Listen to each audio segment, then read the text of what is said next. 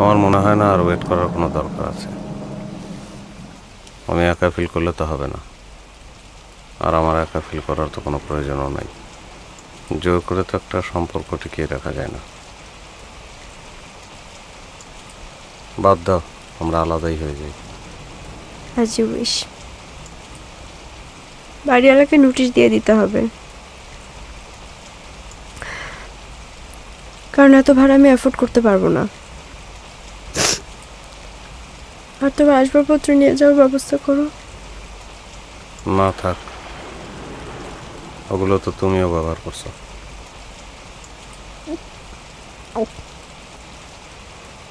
এতদিন বাড়ি ভাড়া দেও নাই? 50% দিছি।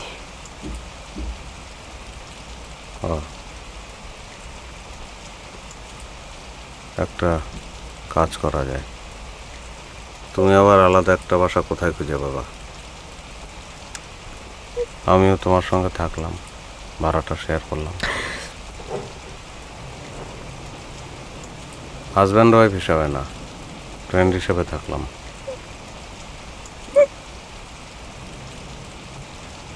আমি একা থাকতে পারবো না। আব্বার ওখানে গিয়ে যে থাকবো, আব্বার সঙ্গে তো অ্যাডজাস্ট হবে না।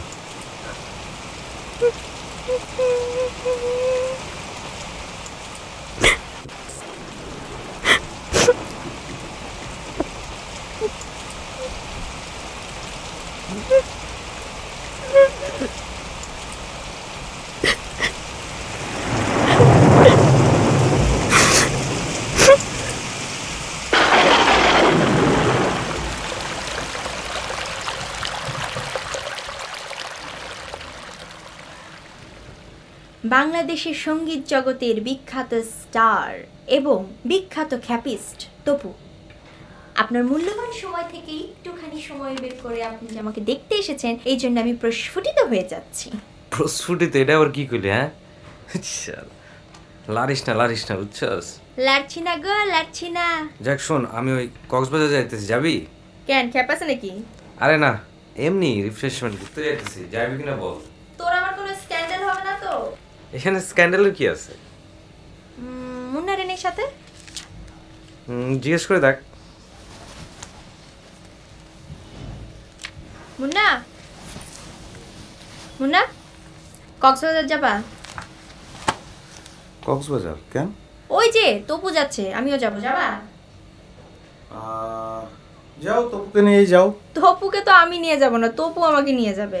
তুমিও চলো, একটু ওয়েদারটা চেঞ্জ হবে, রিফ্রেশ হয়ে আসবে, ভালো লাগবে, চলো। কক্সবাজার যাওয়া যায়, ভালো, চলো যাই। ওকে তপু, আমরা তাহলে যাচ্ছি। জস যাই।